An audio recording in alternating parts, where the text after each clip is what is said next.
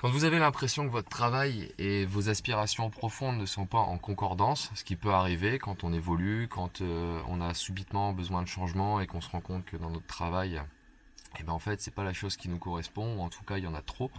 Eh ben, avant d'arriver à quelque chose comme le burn-out ou la déprime ou pas l'envie de se lever, moi, ce que je vous encourage vraiment à faire, c'est de profiter en fait de ça pour commencer à analyser un petit peu les idées qui vous viennent en tête.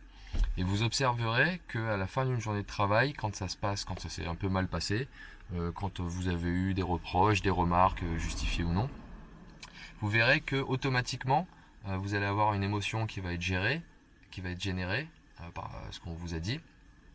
Et, ces émotions-là, en fait, vont être responsables des actions que vous allez poser ensuite. Si vous restez dans la même émotion, eh ben, vous n'allez pas progresser. Vous allez rester dans le même type d'action que ce que vous avez fait jusqu'à présent et vous allez revivre à nouveau les mêmes pensées, revivre à nouveau la même émotion, refaire les mêmes actions.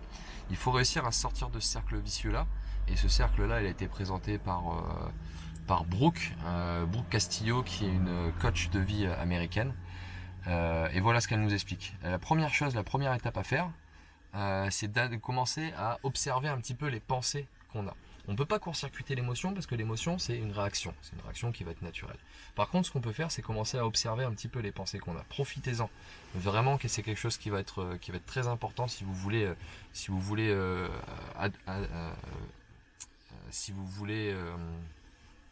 mettre en place les changements qui vous intéressent dans votre vie. Je me suis perdu à nouveau. Et quand ce genre de pensée vous vient, donc le type de pensées qui peuvent venir typiquement, c'est je suis incapable, je suis nul, ça va m'énerver, ça m'intéresse pas, qu'est-ce qu'elle me raconte, je suis dépassé, j'y arriverai pas, c'est inconfortable pour moi ce qu'on me demande de faire, de toute façon ça m'intéresse pas, j'ai pas envie de dépenser de l'énergie là-dedans, etc. Ce genre de pensée-là va vous amener à soit de l'inaction, soit à une action qui va être mal posée et qui va créer des résultats qui seront toujours les mêmes et on va tourner en boucle dans le cercle. Donc observez ces pensées-là. Et quand vous les observez, essayez de vous en détacher. C'est-à-dire, essayez de vous dire simplement que cette pensée qui arrive, elle est générée automatiquement. D'accord ? Elle vient à votre cerveau automatiquement. C'est pas vous qui avez décidé de penser ça. Cette pensée-là est venue à vous d'elle-même. Et une fois que vous avez compris juste ce petit truc-là, vous allez pouvoir vous dire, ok, cette pensée me vient, mais c'est pas vrai. Et il faut que j'en sorte. Alors il n'y a pas de pression. Hein. Avant de pouvoir en sortir, j'ai écouté cette pensée, elle est là, je me dis juste elle n'est pas vraie. On laisse passer le temps un peu, et après à chaque fois qu'on revient sur ces mêmes types de pensées, vous essayez de vous dire, allez, cette pensée ne m'appartient pas, je choisis de ne pas l'écouter. Voilà. Moi, je choisis d'écouter autre chose. Je vais choisir d'écouter, non, je peux faire les choses correctement dans mon travail.